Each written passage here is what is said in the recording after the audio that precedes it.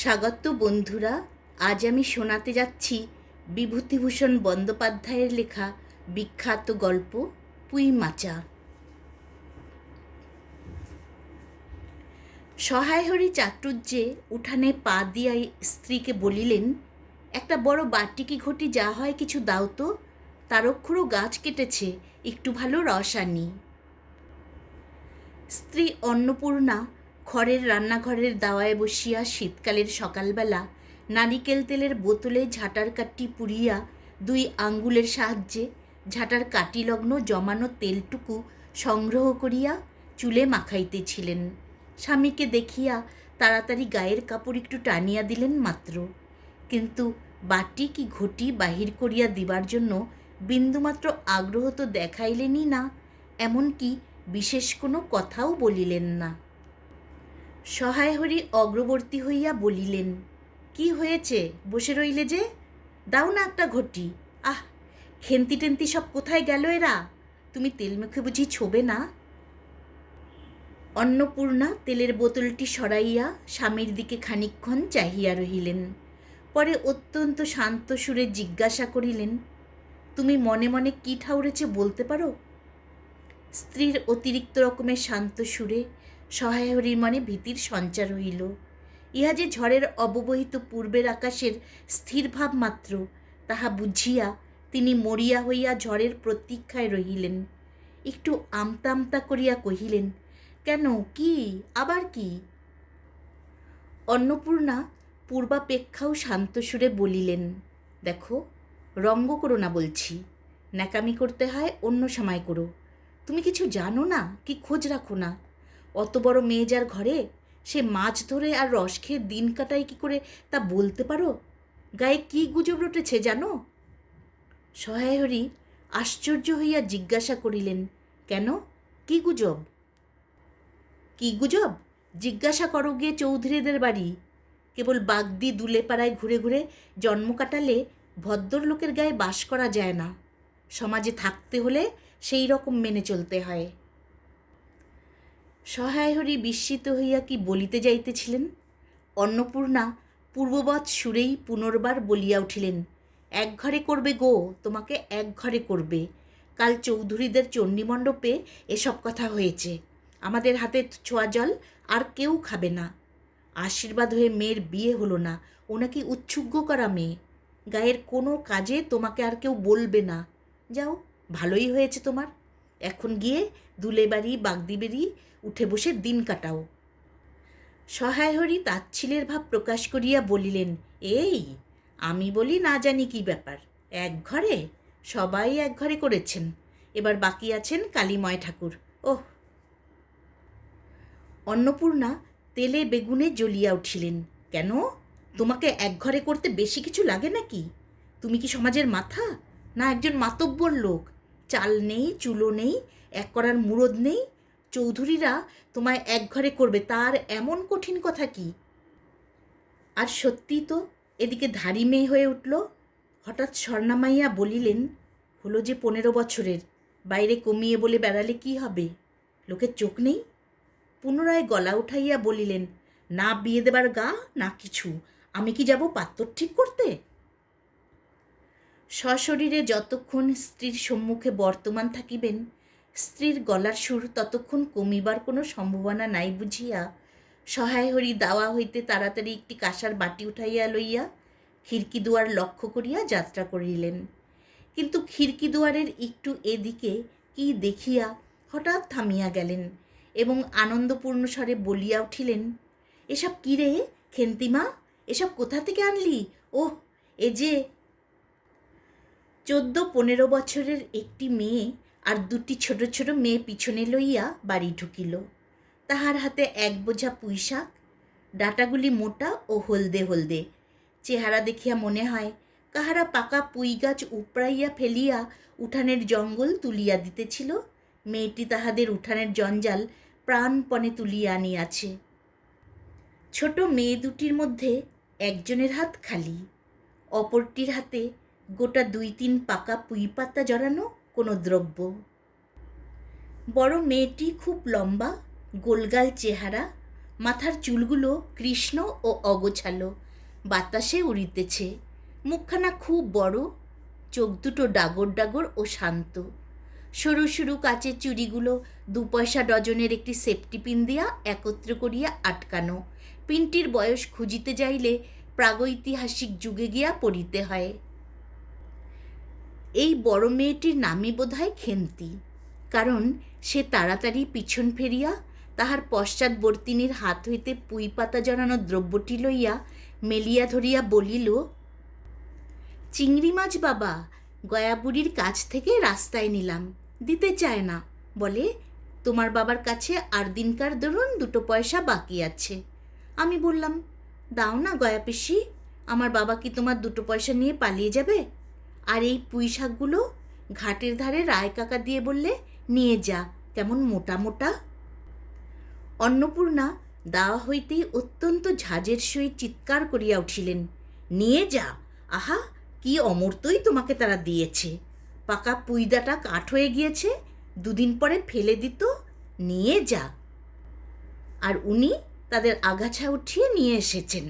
ভালোই হয়েছে, তাদের আর নিজেদের কষ্ট করে কাটতে হলো না। যত পাথুরে বোকা সব মরতে আসে আমার ঘাড়ে। ধারি মেয়ে, বলে দিয়েছি না তোমায়, বাড়ির বাইরে কোথাও পা দিও না? লজ্জা করে না এ পাড়া সে পাড়া করে বেড়াতে? বিয়ে হলে যে 4 ছেলের মা হতে, খাওয়ার নামে আর জ্ঞান থাকে না।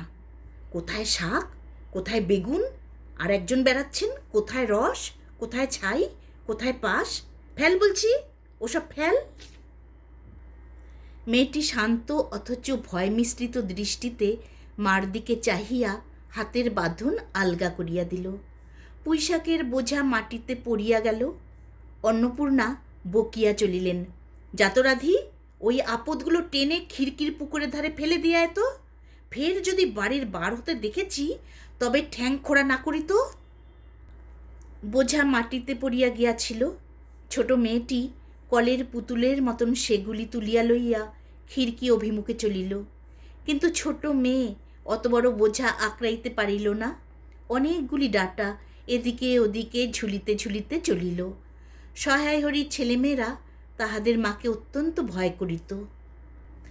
সহায় হরি আমতা আমতা করিয়া বলিতে গেলেন, তা এনেছে ছেলে মানুষ খাবে বলে, তুমি আবার বরং। পুঁইশাকের বোঝা লইয়া যাইতে যাইতে ছোট মেয়েটি ফিরিয়া দাঁড়াইয়া মার মুখের দিকে চাহিল।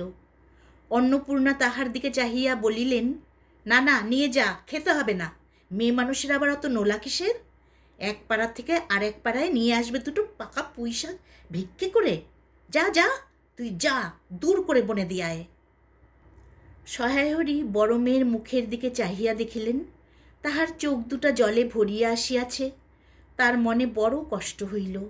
কিন্তু মেয়ের যতই সাধের জিনিস হোক, পুঁইশাকের পক্ষ অবলম্বন করিয়া দুপুরবেলায় স্ত্রীকে চটাইতে তিনি আদৌ সাহসী হইলেন না। নিঃশব্দে খিড়কি দৌড় দিয়া বাহির হইয়া গেলেন। বসিয়া রাঁধিতে রাঁধিতে বড় মেয়ের মুখের কাতর দৃষ্টি স্মরণে পড়িবার সঙ্গে সঙ্গে অন্নপূর্ণার মনে পড়িল, গত অরন্ধনের পূর্বদিন বাড়িতে পুঁইশাক রান্নার সময় খেন্তি আবদার করিয়া বলিয়াছিল, মা, অর্ধেকগুলো কিন্তু একা আমার, অর্ধেক সব মিলে তোমাদের। বাড়িতে কেহ ছিল না। তিনি নিজে উঠানে গিয়া খিড়কি দোরের আশপাশে যে ডাটা পড়িয়াছিল সেগুলি কুড়াইয়া লইয়া আসিলেন। বাকিগুলো কুড়ানো যায় না, ডোবার ধারে ছাইগাদায় ফেলিয়া দিয়াছে। কুচো চিংড়ি দিয়া এইরূপে চুপি চুপি পুঁইশাকের তরকারি রাঁধিলেন। দুপুরবেলা খেন্তি পাতে পুঁইশাকের চচ্চড়ি দেখিয়া বিস্ময় ও আনন্দপূর্ণ ডাগর চোখে মায়ের দিকে ভয়ে ভয়ে চাহিল। 2-1বার এদিকে ওদিকে ঘুরিয়া আসিতেই অন্নপূর্ণা দেখিলেন উক্ত পুঁইশাকের এক টুকরাও তাহার পাতে পড়িয়া নাই। পুঁইশাকের উপর তাহার এই মেয়েটির কিরূপ লোভ তাহা তিনি জানিতেন। জিজ্ঞাসা করিলেন, কিরে খেন্তি, আর একটু চচ্চড়ি দিই? খেন্তি তৎক্ষণাৎ ঘাড় নাড়িয়া এ আনন্দজনক প্রস্তাব সমর্থন করিল। কি ভাবিয়া অন্নপূর্ণার চোখে জল আসিল। চাপিতে গিয়া তিনি চোখ উঁচু করিয়া চালের বাতায় গোজা ডালা হইতে শুকনা লঙ্কা পাড়িতে লাগিলেন। কালীমায়ের চণ্ডীমণ্ডপে সেদিন বৈকালবেলা সহায় হরির ডাক পড়িল। সংক্ষিপ্ত ভূমিকা ফাঁদিবার পর কালীমায় উত্তেজিত সুরে বলিলেন, সেসব দিন কি আর আছে ভায়া? এই ধরো কেষ্ট মুখুজ্জে, স্বভাব নইলে পাত্র দেব না, স্বভাব নইলে পাত্র দেব না করে কি কাণ্ডটাই করলে। অবশেষে কিনা হরির ছেলেটাকে ধরে পড়ে মেয়ের বিয়ে দেয়, তবে রক্ষে। তার কি স্বভাব? রাম বলো, 6-7 পুরুষে ভঙ্গ, পচা ক্ষত্রিয়। পরে সুর নরম করিয়া বলিলেন, তা সমাজের সেসব শাসনের দিন কি আর আছে? দিন দিন চলে যাচ্ছে, বেশি দূর যাই কেন? এই যে তোমার মেয়েটি 13 বছরের। সহায় হরি বাধা দিয়া বলিতে গেলেন, এই শ্রাবণে 13-এ। আহা, 13-এ আর 16-এ তফাৎ কিসের শুনি? 13-এ আর 16-এ তফাৎটা কিসের? আর সে 13-ই হোক, চাই 16-ই হোক, চাই 50-ই হোক, তাতে আমাদের দরকার নেই। সে তোমার হিসেব তোমার কাছে। কিন্তু পাত্তর আশীর্বাদ করে গেল আর তুমি বেঁকে বসলে কি জন্যে শুনি? ও তো একরকম উচ্ছুগ করা মেয়ে। আশীর্বাদ হওয়াও যা, বিয়ে হওয়াও তা, 7 পাকের যা বাকি, এই তো। সমাজে বসে এসব কাজগুলো তুমি যে করবে আর আমরা বসে বসে দেখব, এ তুমি মনে ভেবো না। সমাজের বামুনদের যদি জাত মারবার ইচ্ছে না থাকে, মেয়ের বিয়ের বন্দোবস্ত করে ফেলো। পাত্তর পাত্তর, রাজপুত্তর না হলে পাত্তর মেলে না। গরিব মানুষ, দিতে থুতে পারবে না বলেই শ্রীমন্ত মজুমদারের ছেলেকে ঠিক করে দিলাম। লেখাপড়া নাই বা জানলে, জজ ম্যাজিস্ট্রেট না হলে কি মানুষ হয় না? দিব্যি বাড়ি, বাগান, পুকুর, শুনলাম এবার নাকি 20 জমিতে 4টি আমন ধানও করেছে। ব্যাস রাজার হাল। 2 ভাইয়ের অভাব কি? ইতিহাসটা হইতেছে এই যে, মণিগাঁয়ের উক্ত মজুমদার মহাশয়ের পুত্রটি কালীমাই ঠিক করিয়া দেন। কেন কালীমায় মাথা ব্যথা করিয়া সহায় হরির মেয়ের বিয়ের সম্বন্ধ মজুমদার মহাশয়ের ছেলের সঙ্গে ঠিক করিতে গেলেন, তাহার কারণ নির্দেশ করিতে যাইয়া কেহ কেহ বলেন যে, কালীমায় নাকি মজুমদার মহাশয়ের কাছে অনেক টাকা ধারেন, অনেক দিনের সুদ পর্যন্ত বাকি, শীঘ্র নালিশ হইবে ইত্যাদি। এ গুজব যে শুধু অবান্তর তাহাই নহে, ইহার কোনো ভিত্তি আছে বলিয়াও মনে হয় না। ইহা দুষ্টপক্ষের রটনা মাত্র। যাহাই হোক, পাত্রপক্ষ আশীর্বাদ করিয়া যাওয়ার দিন কতক পরে সহায়রী টের পান পাত্রটি কয়েক মাস পূর্বে নিজের গ্রামে কি একটা করিবার ফলে গ্রামের এক কুম্ভকার বধূর আত্মীয় স্বজনের হাতে বেদম প্রহার খাইয়া কিছুদিন নাকি শয্যাগত ছিল। এরকম পাত্রে মেয়ে দেবার প্রস্তাব মনঃপূত না হয় সহায় হরি সে সম্বন্ধ ভাঙ্গিয়া দেন। দিন 2 পরের কথা। সকালে উঠিয়া সহায় হরি উঠানে বাতাবি লেবু গাছের ফাঁক দিয়া যেটুকু নিতান্ত কচি রাঙ্গা রৌদ্র আসিয়াছিল, তাহারই আতপে বসিয়া আপন মনে তামাক টানিতেছিল। বড় মেয়ে খেন্তি আসিয়া চুপি চুপি বলিল, বাবা যাবে না? মা ঘাটে গেল। সহায় হরি একবার বাড়ির পাশে ঘাটের পথের দিকে কি জানি কেন চাহিয়া দেখিলেন। পরে নিম্নস্বরে বলিলেন, যা শিগগির শাবলখানা নিয়ে আয় দেখি। কথা শেষ করিয়া তিনি উৎকণ্ঠার সহিত জোরে জোরে তামাক টানিতে লাগিলেন এবং পুনরায় একবার কি জানি কেন খিড়কির দিকে সতর্ক দৃষ্টি নিক্ষেপ করিলেন। ইতিমধ্যে প্রকাণ্ড ভারী একটি লোহার শাবল 2 হাত দিয়া আঁকড়াইয়া ধরিয়া খেন্তি আসিয়া পড়িল। তৎপরে পিতা পুত্রীতে সন্তর্পণে সম্মুখের দরজা দিয়া বাহির হইয়া গেল।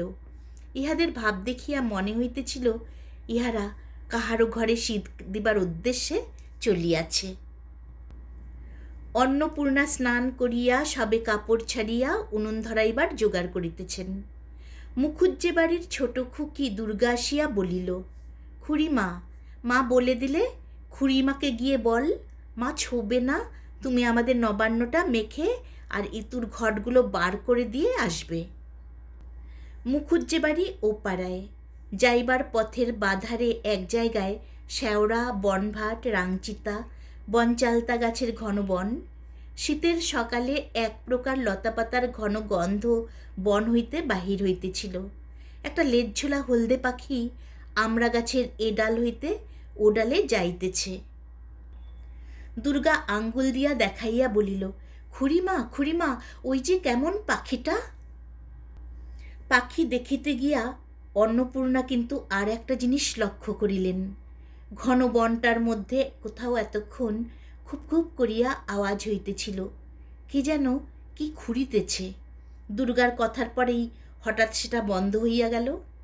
অন্নপূর্ণা সেখানে খানিকক্ষণ থমকিয়া দাঁড়াইলেন, পরে চলিতে আরম্ভ করিলেন। তাহার খানিক দূর যাইতে বনের মধ্যে পুনরায় খুব খুব শব্দ আরম্ভ হইল। কাজ করিয়া ফিরিতে অন্নপূর্ণার কিছু বিলম্ব হইল।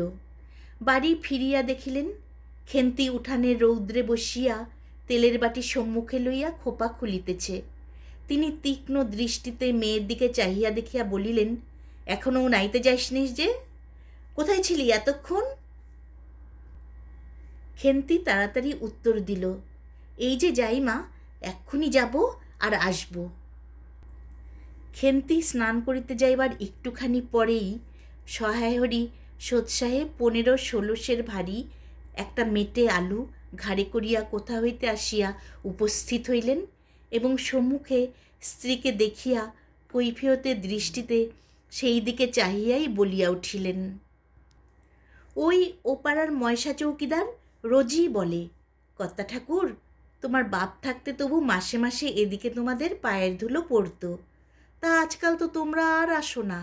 এই বেড়ার গায়ে মেটে আলু করে রেখেছি, তা দাদা ঠাকুর বরং। অন্নপূর্ণা স্থির দৃষ্টিতে স্বামীর দিকে চাহিয়া বলিলেন, বরজপোতার বনের মধ্যে বসে খানিক আগে কী করছিলে শুনি? সহায়হরি অবাক হইয়া বলিলেন, আমি? না, আমি কখন? কখনো না। এই তো আমি। সহায়হরির ভাব দেখিয়া মনে হইতেছিল তিনি এইমাত্র আকাশ হইতে পড়িয়াছেন। অন্নপূর্ণা পূর্বের মতনই স্থির দৃষ্টিতে স্বামীর দিকে চাহিয়া বলিলেন, চুরি তো করবেই, 3 কাল গিয়েছে, 1 কাল আছে। মিথ্যা কথাগুলো আর এখন বলো না, আমি সব জানি। মনে ভেবেছিলে আপদ ঘাটে গিয়েছে, আর কি। দুর্গার মা ডেকে পাঠিয়েছিল ও পাড়ায় যাচ্ছি।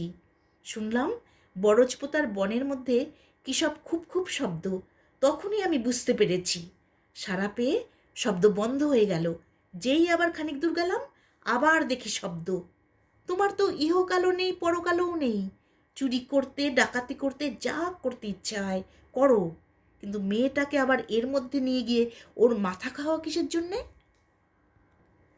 সহায়হরি হাত নাড়িয়া বরজপোতায় তাহার উপস্থিত থাকার বিরুদ্ধে কতগুলি প্রমাণ উত্থাপন করিবার চেষ্টা করিতে গেলেন, কিন্তু স্ত্রীর চোখের দৃষ্টির সামনে তাহার বেশি কথাও জোগাইল না, বা কথিত উক্তিগুলির মধ্যে কোনো পূর্বাপর্য সম্বন্ধও খুঁজিয়া পাওয়া গেল না। 1/2 ঘণ্টা পরে খেন্তি স্নান সারিয়া বাড়ি ঢুকিল। সমুখস্থ মেটে আলুর দিকে একবার আর চোখে চাহিয়াই নিরীহ মুখে উঠানের আলনায় অত্যন্ত মনোযোগের সহিত কাপড় মেলিয়া দিতেছিল। অন্নপূর্ণা ডাকিলেন, খেন্তি, এদিকে একবার আয় তো, শুনে যা। মায়ের ডাক শুনিয়া খেন্তির মুখ শুকাইয়া গেল। সেই ইতস্তত করিতে করিতে মার নিকটে আসিলে তিনি জিজ্ঞাসা করিলেন, এই মেটে আলুটা দুজনে মিলে তুলে এনেছিস না? খেন্তি মার মুখের দিকে একটুখানি চাহিয়া থাকিয়া একবার ভূপতিত মেটে আলুটার দিকে চাহিল, পরে পুনরায় মার মুখের দিকে চাহিল এবং সঙ্গে সঙ্গে ক্ষিপ্র দৃষ্টিতে একবার বাড়ির সম্মুখস্থ বাঁশঝাড়ের মাথার দিকেও চাহিয়া লইল। তাহার কপালে বিন্দু বিন্দু ঘাম দেখা দিল, কিন্তু মুখ দিয়া কথা বাহির হইল না। অন্নপূর্ণা কড়া সুরে বলিলেন, কথা বলছিস নে যে বড়, এই মেটে আলু তুই এনেছিস কি না? খেন্তি বিপন্ন চোখে মার মুখের দিকেই চাহিয়াছিল, উত্তর দিল, হ্যাঁ। অন্নপূর্ণা তেলে বেগুনে জ্বলিয়া উঠিয়া বলিলেন, পাজি, আজ তোমার পিঠে আমি আস্ত কাঠের চেলা ভাঙব, তবে ছাড়ব। বরজপোতার বনে গিয়েছে মেটে আলু চুরি করতে, সমস্ত মেয়ে বিয়ের যোগ্যী হয়ে গেছে কোন কালে, সেই 1 গলা বিজন বন, যার মধ্যে দিনে দুপুরে বাঘ লুকিয়ে থাকে, তার মধ্যে থেকে পরের আলু নিয়ে এলো তুলে। যদি গোসাইরা চৌকিদার ডেকে তোমায় ধরিয়ে দেয়, তোমার কোন শ্বশুর এসে তোমায় বাঁচাতো? আমার জোটে খাবো, না জোটে না খাবো, তা বলে পরের জিনিসে হাত? এ মেনে আমি কি করব মা? 2-3 দিন পরে একদিন বৈকালে ধুলামাটি মাখা হাতে খেন্তি মাকে আসিয়া বলিল, মা মা, দেখবে এসো। অন্নপূর্ণা গিয়া দেখিলেন ভাঙ্গা পাঁচিলের ধারে যে ছোট খোলা জমিতে কতগুলো পাথরকুচি ও কন্টিকারির জঙ্গল হইয়াছিল, খেন্তি ছোট বোনটিকে লইয়া সেখানে মহা উৎসাহে তরকারির আওলত করিবার আয়োজন করিতেছে এবং ভবিষ্য সম্ভাবী নানাবিধ কাল্পনিক ফলমূলের অগ্রদূতস্বরূপ বর্তমানে কেবল একটিমাত্র শীর্ণকায় পুঁইশাকের চারা কাপড়ের ফালির গ্রন্থিবদ্ধ হইয়া ফাঁসি হইয়া যাওয়া আসামির মতন ঊর্ধ্বমুখে একখণ্ড শুষ্ক কঞ্চির গায়ে ঝুলিয়া রহিয়াছে। ফলমূলাদির অবশিষ্টগুলি আপাতত তার বড় মেয়ের মস্তিষ্কের মধ্যে অবস্থিতি করিতেছে, দিনের আলোয় এখনও বাহির হয় নাই। অন্নপূর্ণা হাসিয়া বলিলেন, দূর পাগলি, এখন পুঁইডাঁটা চারা পোতে কখনো? বর্ষাকালে পুঁততে হয়, এখন যে জল না পেয়ে মরে যাবে। খেন্তি বলিল, কেন, আমি রোজ জল ঢালব? অন্নপূর্ণা বলিলেন, দেখ, হয়তো বেঁচে যেতেও পারে, আজকাল রাতে খুব শিশির হয়। খুব শীত পড়িয়াছে। সকালে উঠিয়া সহায়হরি দেখিলেন তাহার 2 ছোট মেয়ে দোলাই গায়ে বাঁধিয়া রোদ উঠিবার প্রত্যাশায় উঠানের কাঁঠালতলায় দাঁড়াইয়া আছে। একটা ভাঙ্গা ঝুড়ি করিয়া খেন্তি শীতে কাঁপিতে কাঁপিতে মুখুজ্জে বাড়ি হইতে গোবর কুড়াইয়া আনিল। সহায়হরি বলিলেন, হেমা খেন্তি, তা সকালে উঠে জামাটা গায়ে দিতে তোর কি হয়? দেখ দেখি, এই শীত। আচ্ছা দিচ্ছি বাবা, কই শীত তেমন তো। হ্যাঁ দে মা, এক্ষুনি দে, অসুখ বিসুখ 5 রকম হতে পারে, বুঝলি নে। সহায়হরি বাহির হইয়া গেলেন। ভাবিতে ভাবিতে গেলেন, তিনি কি অনেক দিন মেয়ের মুখ ভালো করিয়া চাহেন নাই? খেন্তির মুখ এমন সুশ্রী হইয়া উঠিয়াছে। জামার ইতিহাস নিম্নলিখিত রূপ। বহু বৎসর অতীত হইল। হরিপুরের রাসের মেলা হইতে সহায়হরি কালো সার্জের এই 2.5 টাকা মূল্যের জামাটি ক্রয় করিয়া আনেন। ছিঁড়িয়া যাইবার পর তাহাতে কতবার রিফু ইত্যাদি করা হইয়াছিল। সম্প্রতি গত বৎসর হইতে খেন্তির স্বাস্থ্যোন্নতি হওয়ার দরুন জামাটি তাহার গায়ে হয় না। সংসারের এসব খোঁজ সহায়হরি রাখিতেন না। জামার বর্তমান অবস্থা অন্নপূর্ণারও জানা ছিল না। খেন্তির নিজস্ব ভাঙ্গা টিনের তোরঙ্গের মধ্যে উহা থাকিত। পৌষ সংক্রান্তি সন্ধ্যাবেলা অন্নপূর্ণা একটি কাশিতে চালের গুঁড়া, ময়দা ও গুড় দিয়া চটকাইতেছিলেন। একটি ছোট্ট বাটিতে 1 বাটি তেল। খেন্তি কুড়ুনির নিচে একটা কলার পাত পারিয়া 1 থালা নারিকেল কুড়িতেছে। অন্নপূর্ণা প্রথমে খেন্তির সাহায্য লইতে স্বীকৃত হন নাই, কারণ সে যেখানে সেখানে বসে, বনে বাদারে ঘুরিয়া ফেরে, তাহার কাপড় চোপড় শাস্ত্রসম্মত ও সূচি নহে। অবশেষে খেন্তি নিতান্ত ধরিয়া পড়ায় হাত পা ধোয়াইয়া শুষ্ক কাপড় পরাইয়া তাহাকে বর্তমান পদে নিযুক্ত করিয়াছেন। ময়দার গোলা মাখা শেষ হইলে অন্নপূর্ণা উনুনে খোলা চাপাইতে যাইতেছেন। ছোট মেয়ে রাধি হঠাৎ ডান হাতখানা পাতিয়া বলিল, মা, ওই একটু। অন্নপূর্ণা বড় গামলাটা হইতে একটুখানি গোলা তুলিয়া লইয়া হাতের আঙ্গুল 5টি দ্বারা একটি বিশেষ মুদ্রা রচনা করিয়া সেটুকু রাধির প্রসারিত হাতের উপর দিলেন। মেজো মেয়ে পুটি অমনি ডান হাতখানা কাপড়ে তাড়াতাড়ি মুছিয়া লইয়া মার সামনে পাতিয়া বলিল, মা, আমায় একটু। খেন্তি সূচি বস্ত্রে নারিকেল কুড়িতে কুড়িতে লুব্ধ নেত্রে মধ্যে মধ্যে এদিকে চাহিতেছিল। এ সময় খাইতে চাওয়ায় মা পাছে বকে, সেই ভয়ে চুপ করিয়া রহিল। অন্নপূর্ণা বলিলেন, দেখি নিয়ে আয় খেন্তি ওই নারকেল মালাটা, ওতে তোর জন্য একটু রাখি। খেন্তি ক্ষিপ্র হস্তে নারিকেলের উপরের মালাখানা যাহাতে ফুটা নাই সেখানে সরাইয়া দিল। অন্নপূর্ণা তাহাতে একটু বেশি করিয়া গোলা ঢালিয়া দিলেন। মেজ মেয়ে পুটি বলিল, জ্যাঠাইমারা অনেকখানি দুধ নিয়েছে, রাঙ্গা দিদি ক্ষীর তৈরি করছিল, ওদের অনেক রকম হবে। খেন্তি মুখ তুলিয়া বলিল, এবেলা আবার হবে নাকি? ওরা তো ওবেলা ব্রাহ্মণ নিমন্ত্রণ করেছিল, সুরেশ কাকাকে আর ও পাড়ার তিনুর বাবাকে। ওবেলা তো পায়েস, ঝোলপুলি, মুক্তোক্তি এসব হয়েছে। পুটি জিজ্ঞাসা করিল, হ্যাঁ মা, ক্ষীর নইলে নাকি পাটি সপ্তাহ হয় না? খেদি বলছিল, ক্ষীরের পুর না হলে কি আর পাটি সপ্তাহ হয়? আমি বললাম, কেন? আমার মা তো শুধু নারকেলের ছাই দিয়ে করে, সে তো কেমন ভালো লাগে। অন্নপূর্ণা বেগুনের বোটায় একটুখানি তেল লইয়া খোলায় মাখাইতে মাখাইতে প্রশ্নের সদুত্তর খুঁজিতে লাগিলেন। খেন্তি বলিল, খেদির ওই সব কথা, খেদির মা তো ভারী পিঠে করে কি না? ক্ষীরের পুর দিয়ে ঘি ভাজলেই কি আর পিঠে হলো? সেদিন জামাই এলে ওদের বাড়ি দেখতে গেলুম কি না, তাই খুড়িমা দুখানা পাটিসাপটা খেতে দিলে। ও মা, কেমন একটা ধরা ধরা গন্ধ! আর পিঠেতে কখনো কোনো গন্ধ পাওয়া যায়? পাটিসাপটা ক্ষীর দিলে ছাই খেতে হয়। বেপরাও ভাবে উপরোক্ত উক্তি শেষ করিয়া খেন্তিমার চোখের দিকে চাহিয়া জিজ্ঞাসা করিল, মা, নারকেলের কোড়া একটু নেব? অন্নপূর্ণা বলিলেন, নে, কিন্তু এখানে বসে খাস নে, মুখ থেকে পড়বে না কি হবে, যা ওই দিকে যা। খেন্তি নারকেলের মালায় এক থাবা তুলিয়া লইয়া একটু দূরে গিয়া খাইতে লাগিল। মুখ যদি মনের দর্পণ স্বরূপ হয়, তবে খেন্তির মুখ দেখিয়া সন্দেহের কোনো কারণ থাকিতে পারিত না যে সে অত্যন্ত মানসিক তৃপ্তি অনুভব করিতেছে। ঘণ্টা খানেক পরে অন্নপূর্ণা বলিলেন, ওরে, তোরা সব এক টুকরো পাতা পেতে বসতো দেখি, গরম গরম দি। খেন্তি, জল দেয়া ভাত আছে ওবেলার, বার করে নিয়ে আয়। খেন্তির নিকট অন্নপূর্ণার এ প্রস্তাব যে মনঃপূত হইল না, তাহা তার মুখ দেখিয়া বোঝা গেল। পুটি বলিল, মা, বর্দি পিঠেই খাক, ভালোবাসে, ভাত বরং থাকুক, আমরা কাল সকালে খাবো।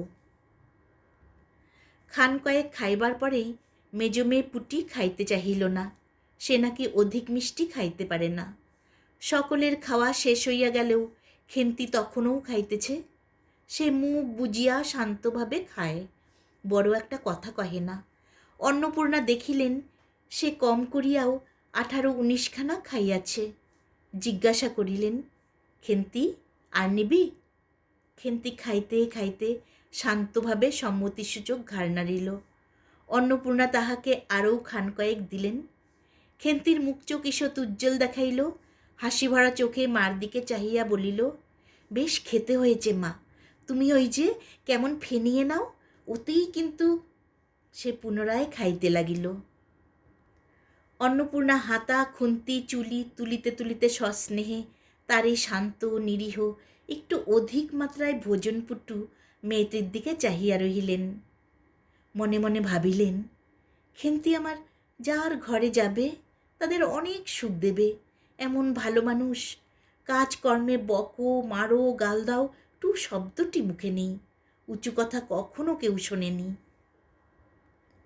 বৈশাখ মাসের প্রথমে সহায় হরির এক দূরসম্পর্কীয় আত্মীয়ের ঘটকালিতে খেন্তির বিবাহ হইয়া গেল। দ্বিতীয় পক্ষে বিবাহ করিলেও পাত্রটির বয়স 40-এর খুব বেশি কোনো মতেই হইবে না। তবুও প্রথমে এখানে অন্নপূর্ণা আদৌ ইচ্ছুক ছিলেন না, কিন্তু পাত্রটি সঙ্গতিপন্ন, শহর অঞ্চলে বাড়ি, সিলেট চুন ও ইটের ব্যবসায়ে 2 পয়সা নাকি করিয়াছে, এরকম পাত্র হঠাৎ মেলাও বড় দুর্ঘট কিনা। জামাইয়ের বয়স একটু বেশি।